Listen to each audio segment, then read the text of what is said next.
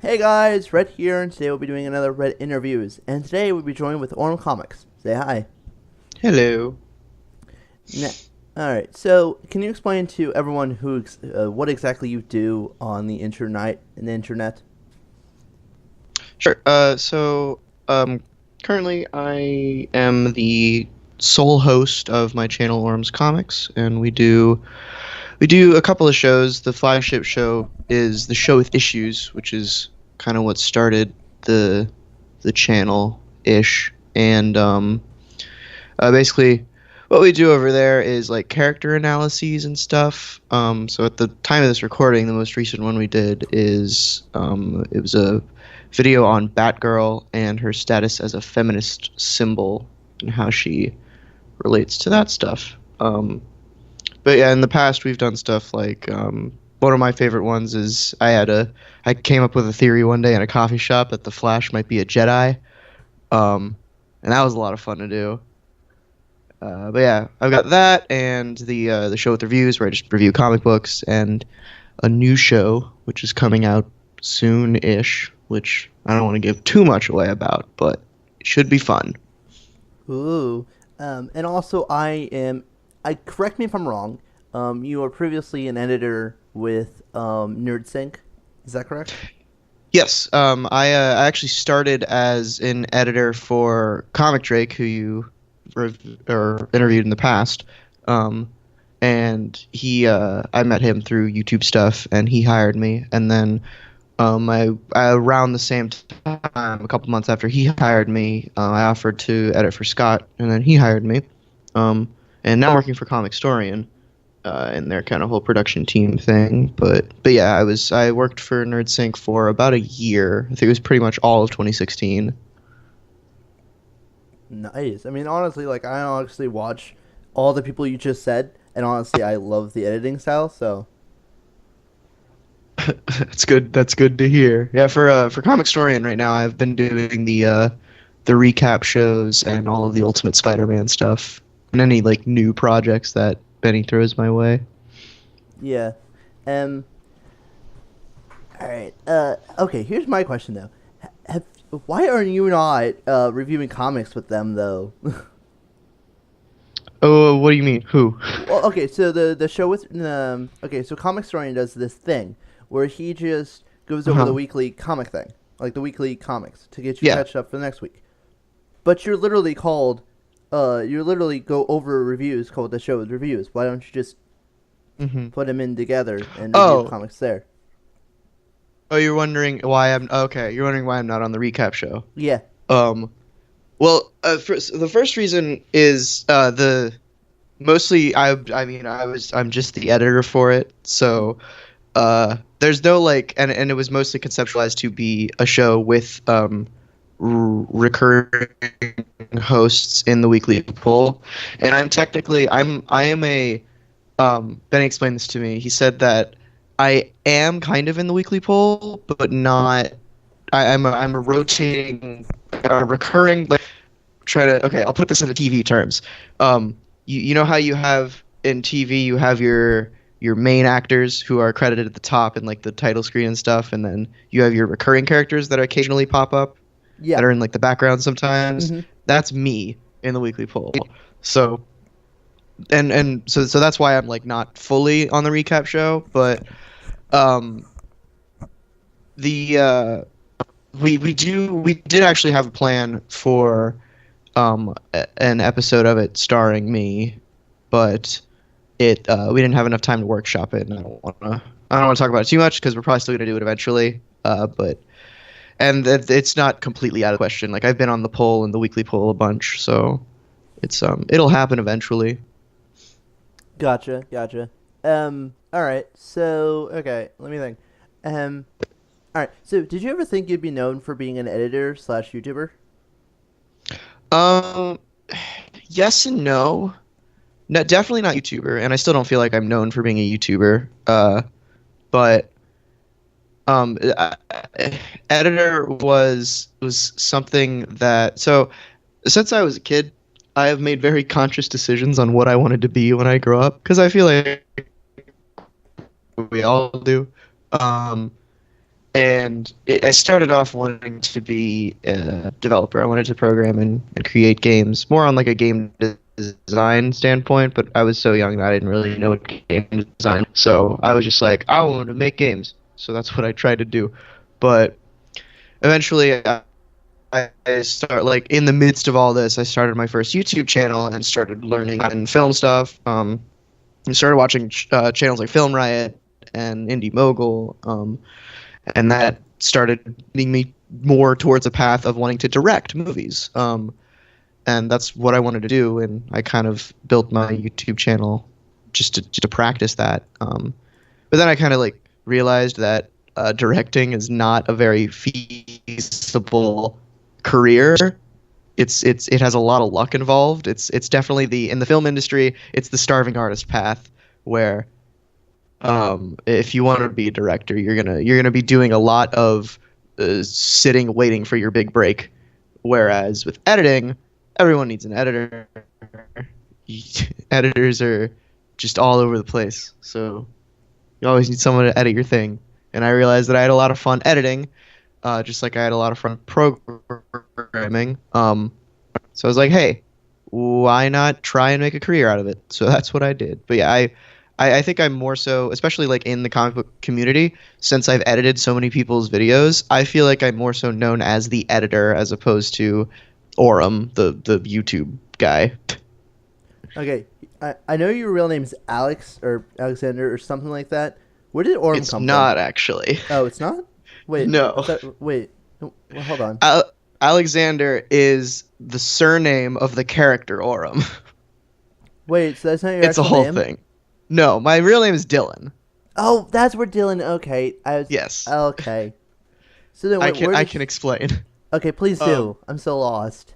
Yeah, so actually there's a video that's like way early on my current channel that I explain this in. And I think I probably never explained it on the first channel because I tried to. Anyway, I'll explain it from the beginning. When I started my first YouTube channel, I was like 10, and I asked my parents if I could, and they were like, sure, but with the caveat of you need to have an alias of some kind, so we don't want you saying your real name on the internet.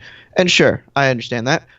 So I just thought of an alias, and Auram came to my mind, and it was basically I was watching a Pokemon movie, Lucario and the Mystery of the Mew at the time, and this Pokemon Lucario has this power, I guess, called aura. It's a thing that's like in Chi and stuff like that, where he can control people's aura and stuff. And I thought that was really cool. So I wanted to like use that in my alias in some way. So I just started like attaching letters to the end of the word aura and got to M, and I was like, Auram, that sounds great. So I used that. And the Alexander part, which most people do assume that that's my real name, because that's like that's the realest name that you can find in like my Twitter. But that just came about when I was playing Star Wars: The Old Republic, and maybe it was before that. It was any time that I named a character Auram for the first time, and it gave me the option to add a surname, and I just used Alexander because I really like that name. So that's why that's a thing. But yeah, Dylan is my actual name. Oh wow, you went from Dylan to Auram to Alexander. Well, then. Yep. I always got confused, and I thought now would be a great time to ask you. Yeah, people have told me that, and it confused me at first because it didn't seem like a thing that was possible in my mind's eye. But a lot of like YouTube friends that I've made have come out and said like, yeah, I genuinely thought your name was Auram for the longest time, and that makes sense to me now because I only ever introduce myself in my videos as Auram. I very rarely say Dylan. But I've tried to make that more clear on like Twitter and Skype and other places where I do like Dylan/Auram, so both bases are covered. Yeah, I gotcha. Okay, so I know with Comics Drake, I talked to him and he said that you were actually a fan of his. And Yeah, I was a fan of pretty much everyone before I got into this, because I mean everybody starts somewhere. I mean the show with issues originally started as a combination between Variant and NerdSync, um, and that's just like how I conceptualized the show, and it got started. And yeah, I met Drake through basically he had a meetup with Benny and Rob, Comic Story and Comics Explained in Texas, and I went down there and was like, and I was a couple months into the show at this point, and Benny recognized me because he was trying to get me into the weekly pull at the time. I was like, oh hey, cool, I'm in now. Okay, how come like all comic YouTubers live in Texas? Well, okay, so Benny and Rob don't live in Texas. Benny is in Colorado and Rob is in Kentucky, I think. Oh, But they were down here because they wanted to. It was when the Six Flags here had like they opened like some DC exhibit or something, and Benny and Rob just wanted to fly down. Drake was just showing them around. So, but yeah, a lot of us do live here, and I think it's mostly like the only reason I feel like once Scott moved here, then it became like lots of comic book YouTubers live in this area, and I think that's there. Scott moved here because people had convinced him to move here for a while, and he kind of wanted to, so he did that. But yeah, we have Scott from NerdSync is here. Eris from Variant is here. Drake is here. Who else is here? That Sea Monster. Caitlin is here. There's a lot of people here. big town, little people. Yep. Oh, yeah. And so you did a stream a while ago, and that's you did a stream a while ago where it was like the 200th episode or second year of doing the show with issues or something like that. Yeah, it was a 2-year anniversary thing. You had a lot of people at your house. I did. That was I forgot how many. Oh yeah, Ricky's here as well. Stu Dippin. He's not like exclusively comic books, but he does. I think his thing is fun, nerdy videos every week. Check him out. Yeah. Yeah, that stream was a lot of fun.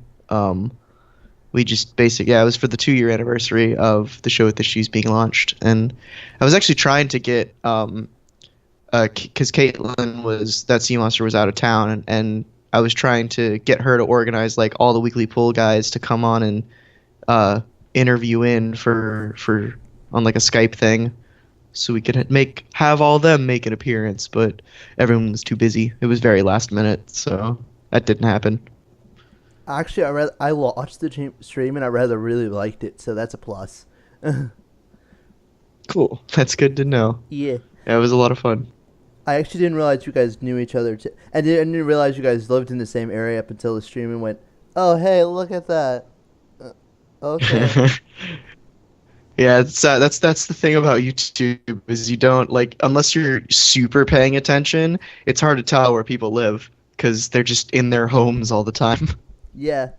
And maybe it's just a me thing, but I rather like your videos because of the relaxed feel you give off.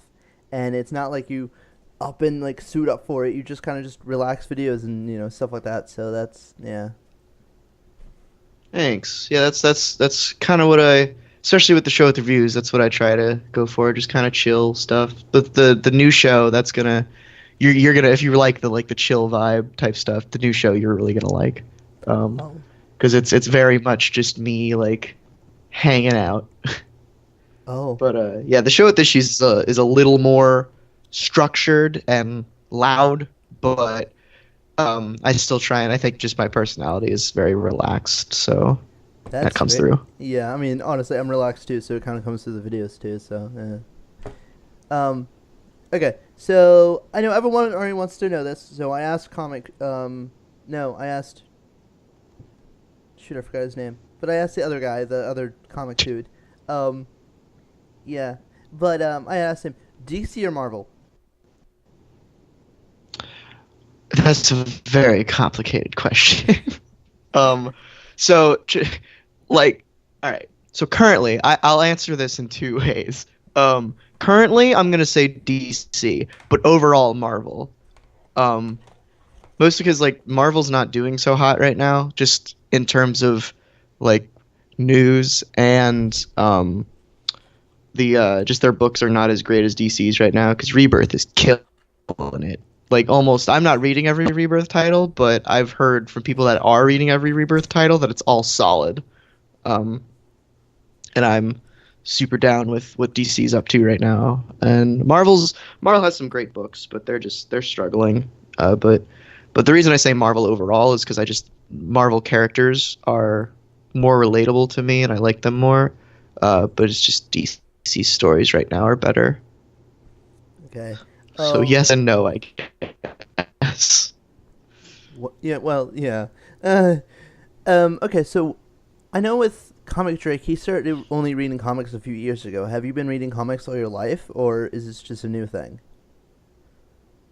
I've been reading. I think I started reading comics, uh, maybe a little bit after Drake. I started reading in 2014, so it hasn't been that long. It Um, it's been 3 years. but yeah, but in the grand scheme of things, most people have been reading comics all their life, so That's fair. that's like, yeah, 3 years is not super intense. But yeah, I started reading in 2014, and then almost like a month or so after had the idea for the show with issues, and I wanted to go really ambitious with it, so it took me months to actually set up, but um, that launched I think 5 or 6 months after I started reading comics, and now we're here. Yeah. Um. So okay. So what do you think of it? Like you always have like this nice setup like for the show with reviews, and did you just like Cute. throw up like a camera and go, oh, this is it, or did you have a plan for that one? So what's interesting about the season 3 sets, for those that don't know, on my channel, I have this very arbitrary system where occasionally I will make a season break in my shows. And essentially what that means is if there's a huge change in the format of the show, whether that be um, like the way that I do things, or a new set, or me moving, which would bring a new set, that marks like a season change. So for season 3, when I moved into my current place, which was around August of last year, I my cat is going crazy. I apologize for that. Um, I I did have a very clear plan of what I wanted to do for the sets. So the show with issue set, I know I wanted to remain relatively the same, and that one was just like because in season 2 it was a fireplace set where I just had stuff above the mantle on my fireplace, and in Texas most apartments have fireplaces, so I knew I would be covered there. And that changed a little bit because in this apartment there's like shelves next to the fireplace that are just built in, so that was a happy coincidence. Um, she just knocked down a monitor. This cat's going wild. Oh no. Okay. I'm about to get assassinated by my cat. It's fine. So anyway, the show at the review set was actually inspired by Scott's office, because he moved in. He moved in around a little bit before I moved into my current place, um, and he has this. His desk is like a nice like sitting area, and we filmed a couple episodes of Comic Misconceptions there, and I really liked how it looked.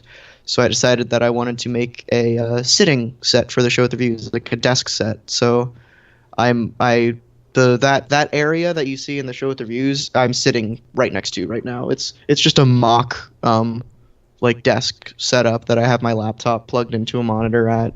And then I just kind of move the chair and stuff around when I want to film at it. It's a fully functioning desk thing, but it's a old laptop, so I don't really use it that much. But yeah, I'm really happy with most of the season 3 sets. Not to I keep accidentally hyping the new show, but the new show I built a new set for, and it is very pretty. I think it's one of the favorite sets that I've done so far. I am definitely really excited to see that new show. And it's not just because you're typing it. It's like, oh, new show, favorite one of my good YouTubers. Okay, cool. For sure. I'm. Let's do this. Nice. All right. So, favorite superhero. Jessica Drew, Spider Woman. She's the best. Wasn't she? No. Okay. I okay, I cannot say I know a lot about that character. I feel like I should. I just Most no, don't. most people don't. It's fine. She's got no relation to Spider-Man. Want to get that out there. Um, she's basically the classic superhero origin. She was uh experimented on as a child to save her life, and was like spliced spider DNA into her, and then she grew up and became Spider Woman.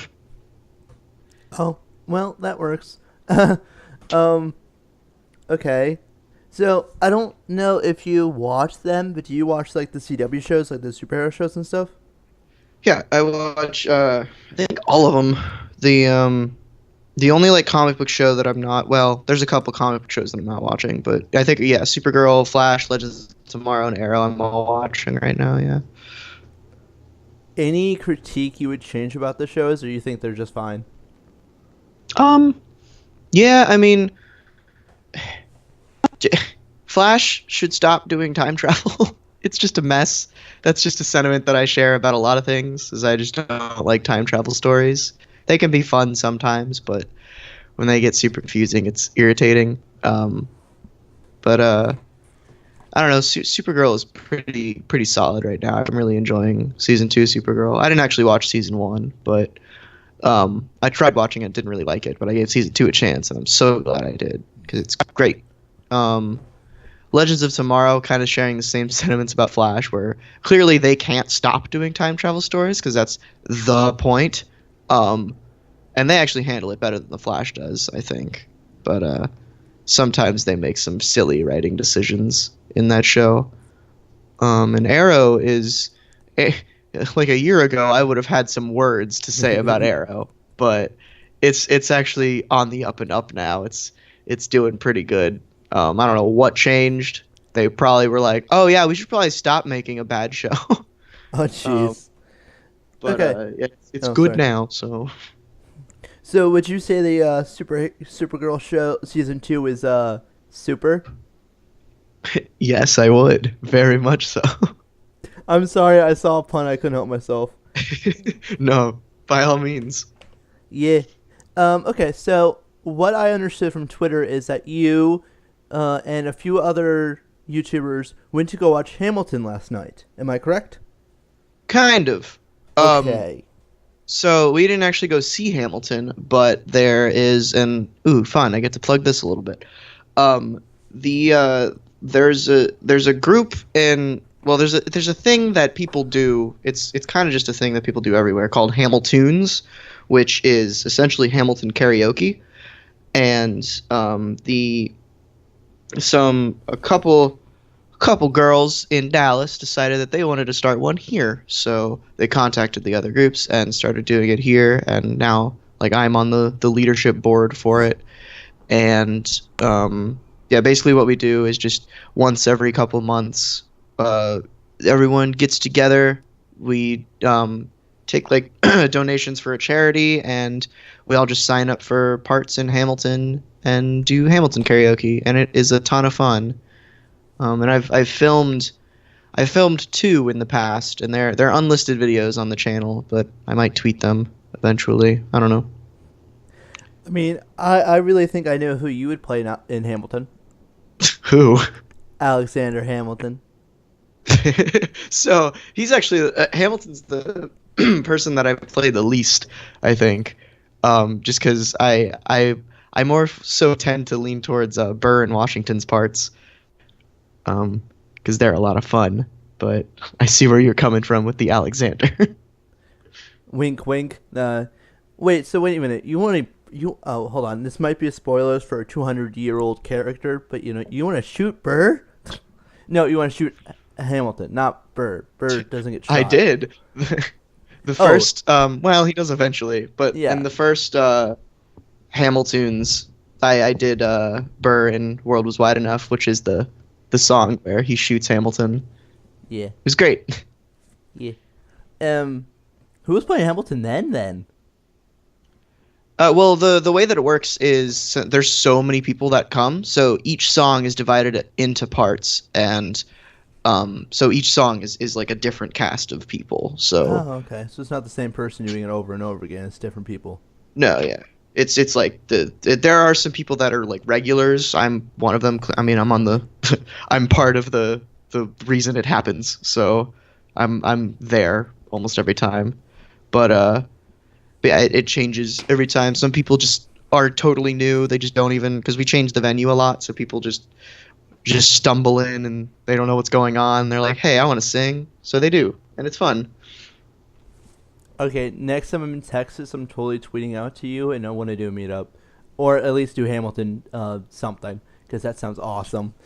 For sure. If go to I mean, we've got our Twitter, which is Hamilton's Dal, DAL, or you can like us on Facebook, Hamilton's Dallas, and then you'll get all the updates. I think we're aiming for June for the next one.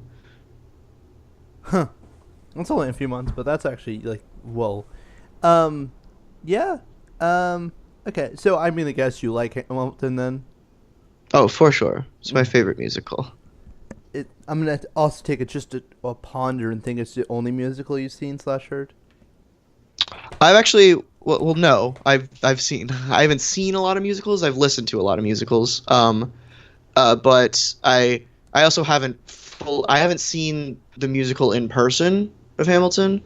Um, but yeah, I mean I love musicals and just like the musical genre as a whole. I'm not like a super fan. I haven't listened to like the like indie like this musical was only on the back streets of Broadway for 2 seconds stuff. But I like feel like that's not a thing. I'm sure it's happened. So I'm sure some guy in like some homeless guy is just putting on his own musical in a back alley somewhere. And it's like somebody's favorite musical. It's just But Hamilton no. in the back alley. Bang! What was that? But anyway, I love musicals. They're great. They're my favorite. Yeah. Okay. I'm trying to think if there's anything else I want to ask you before we end this because I'm honestly just running out of things. I don't want to take you for too long, but at the same point, I want to make sure I get all Sure. the questions out. Sure. Okay. Do you ever think it's odd that people like will people like? Do you think it's odd for people to look up to you and stuff like that because that you're just an editor to you, or? Yeah, I mean, I've never had someone like outwardly say. I know like YouTubers get a lot of like those messages that are like, "You changed my life. I look up to you every day. You inspire me." I don't get that kind of message. Those kinds of messages. Mostly because I am still pretty small and I don't reach a large audience. Not, and that's also not saying that I am expecting those types of messages. I've been on YouTube long enough to know that people get those types of messages. But if there are people out there who look up to me, stop. I'm like 4 years old, so I no. I I I am not a person that you want to look up to. Not to say that I'm like I made terrible life decisions. I think I mean I'm pretty well off for my age. But I just don't. I think any YouTuber you shouldn't. If you're gonna look up to any YouTuber in general, look at them as inspiration, not as your like mentor or your what you want to be. Because sure you can aspire to be a YouTuber or aspire to be anything. Do it, but like don't pigeonhole yourself into just saying I want to be the next PewDiePie or something like that. Just do what you want to do and have people serve as inspirations. Like I can honestly say that Scott is one of my biggest inspirations, and he continues to be because he makes incredible videos, and he was a large part. NerdSync was a large part in why I started my show, and that's very clear if you go back and watch the first episode of the show with issues. It is very much a mishmash of NerdSync and variance styles. So yeah, I think don't, and this goes for like any celebrity, just don't idolize people. It's not healthy, especially if you don't know them. Okay, nice commentary on that. But I want to ask. You uploaded a video a while back, and even your Batgirl video about feminism. What's You the got word? this. Feminism. Yeah, that. Sorry, I don't speak very well. It's okay. But you did one about that, and then you did a one about what was the boob window for Supergirl? Power Girl, yeah. Yeah, you're right, Power Girl. And I know you definitely got some hate for the Power Girl one. Well, I got hate for both of them. Oh, did you actually? I didn't know. I didn't know if you got hate for yes, the one or for just sure. how do you deal with the hate? Or you just let it just? So, YouTube hate is a very interesting thing. And I like to say this because it's just funny to me. Is I genuinely think I was born in YouTube hate because I started YouTube so young that and I was such like an awkward, funny, goofy kid starting YouTube at like 10 years old that I attracted a lot of hate. And because of that, I've built this like hard outer shell, which is what you need for YouTube, where comments do not affect me. The only way that comments affect me is, and it's like this happened recently with the Batgirl video, is if there are so many people that are like just disregarding the message that I'm trying to put out there, or just misunderstanding it, or just being stupid, that makes me sad more than it makes me hurt or angry. It's like it makes me hurt that it makes me feel like my video was pointless to an extent because nobody's getting it. And that's not to say that nobody. It's just like this loud minority in the comments are just irritated at everything. But and then there's the other half of the spectrum with like the comments on the. And this is why you don't really see the hate on the Batgirl video as clearly as the Power Girl one, because the Power Girl one there was just lots of people yelling because it was lots of guys being like, "Don't take my boobs away from my comic books," which is funny. But in the Batgirl video, there were lots of people who were just upset that I would even mention the word feminism on the internet. And it was less so them being angry and just like silly angry, whereas they were just like just mad and disappointed in me. And I'm like, I don't care. I'm gonna make my videos regardless. This is what I wanted to talk about, so don't watch it. It's actually a nice way to look at it, honestly. Like, I mean, I've done a hate video, and mine was just basically just I'm not affected by hate either. Like, that's just me thing. Like, I'm not affected by very many things, but I don't know. Yeah. I'm not gonna go into it because it's a totally different, separate video. But I honestly want to say I watched your video about the hate comment, and I love it only because it was like a comedic tone. It wasn't serious. It wasn't like, oh yeah, this is dumb. That it was like comedic, like joking, like it's like, oh well. Yeah, I mean that was just because that me and my friends have that Power Girl video went up I think like 8 months ago at this point, the original video, and just every day I still get comments, just so many angry comments on that video, and they're so funny to my friends and I. So Scott actually had the idea one day to make like a video of us reacting to those comments and just like reading them and laughing at how ridiculous they were. I just love the voices you did with them as well. Like, not with everyone, like, their voices, but, like, some people did voice, and it was just, like, you could tell this was not serious video. You could tell this was just a joking video. Yeah, no, it was twofold, because it was an April Fool's Day video, and it was just, like, I mean, I knew it was going to be comedic in tone going in, because it was just, like, the comments are so funny. Are you gonna do a similar video with the Batgirl feminism video or no?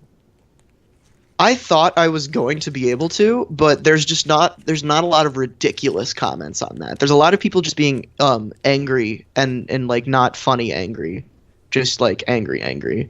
Because the Power Girl, yeah, the Power Girl. Am I allowed to curse on this show? I would rather you didn't. And if it is, okay, I won't. Yeah, I should have said that before and I didn't. But you seem perfectly fine, so I'm like, oh, I should be fine. And then I didn't say anything. Yeah, I was because just so people had choice words in the Power Girl comment section. That's what I'll say. And it was funny because they were just like so upset to the point where it was easy to laugh at. But people in the Batgirl videos comment sections are just upset to the point of them like if we made if okay, here's the difference. In the Power Girl video, in the Power Girl comment videos, us making fun of them, the comments are so clearly ridiculously funny that no one can refute that they're being dumb. But in the Batgirl comments, if we made fun of those comments, we would probably just be seen as petty, as opposed to just like, haha, look at these people who are just so angry about such a trivial thing. Because that video inspired a lot of actual conversation, even if that conversation was rooted from stupid ideals. There was a lot more actual conversation going on in that video as opposed to the Power Girl one. So I probably won't make a comment response video thing to that one. At least not one of the same style as the April Fool's one.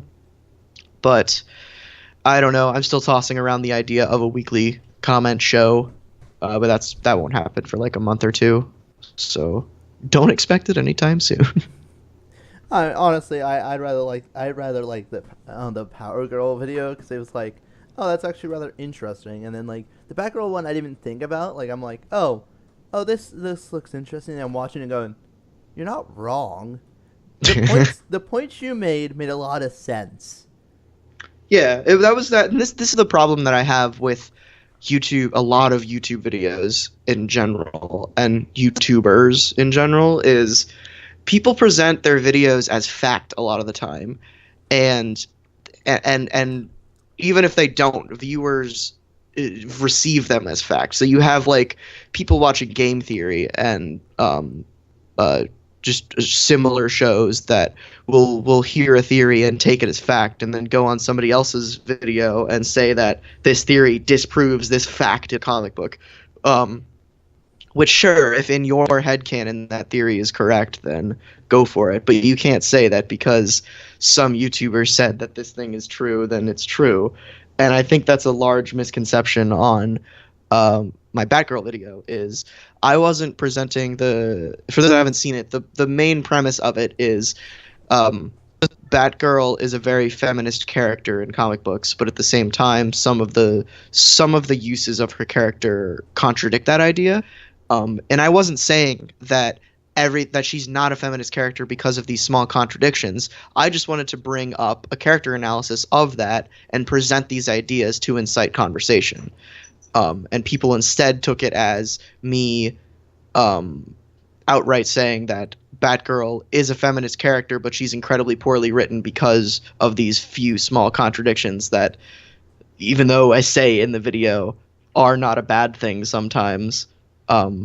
It's just a thing that I think writers should look at before writing a Batgirl story, just to make sure that she's not relying on something that would contradict the idea of her being a strong female character.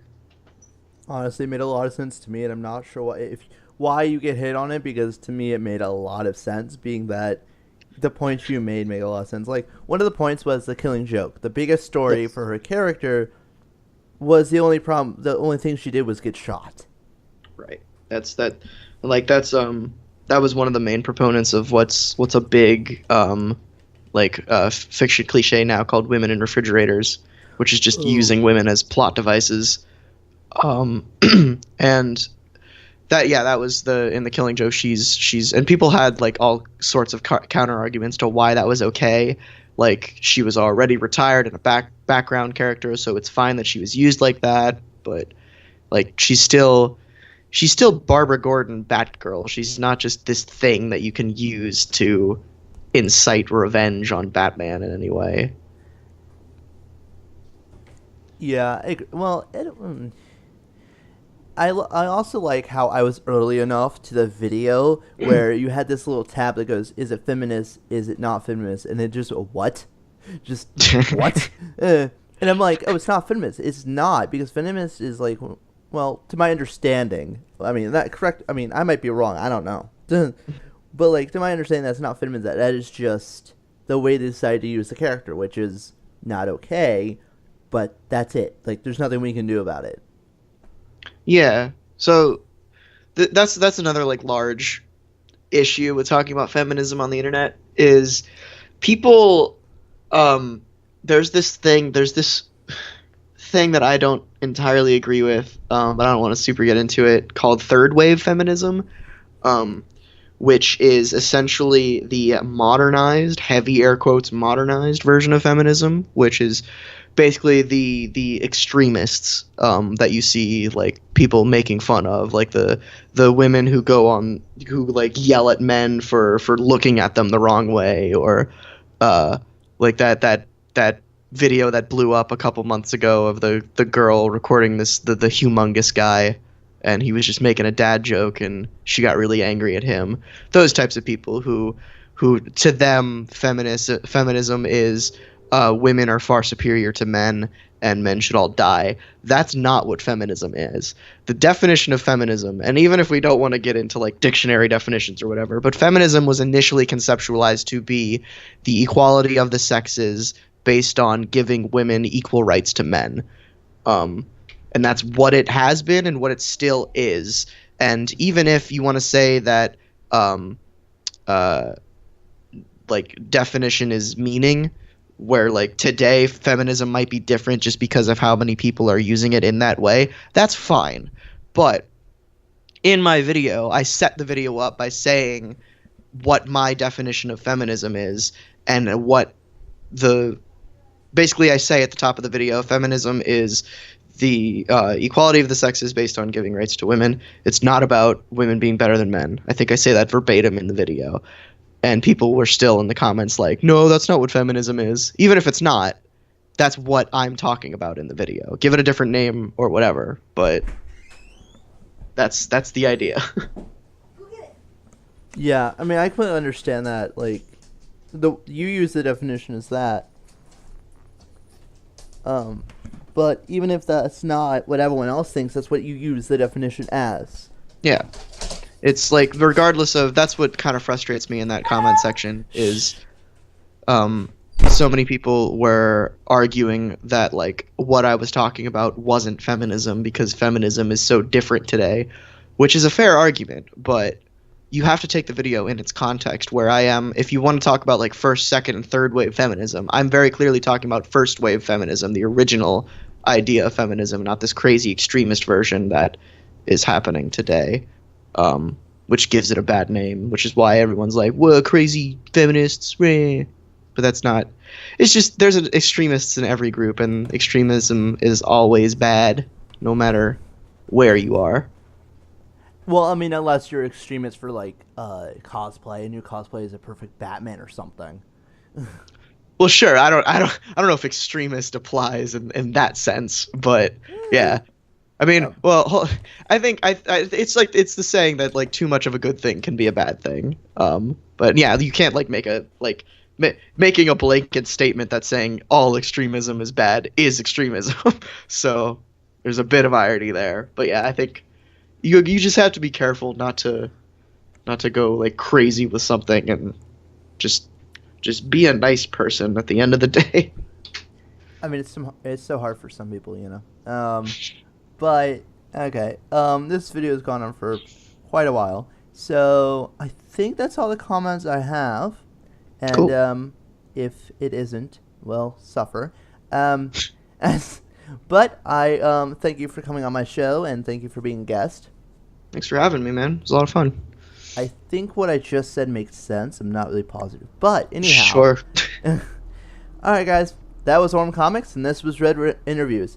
I'll see you guys next time. Goodbye. Woo.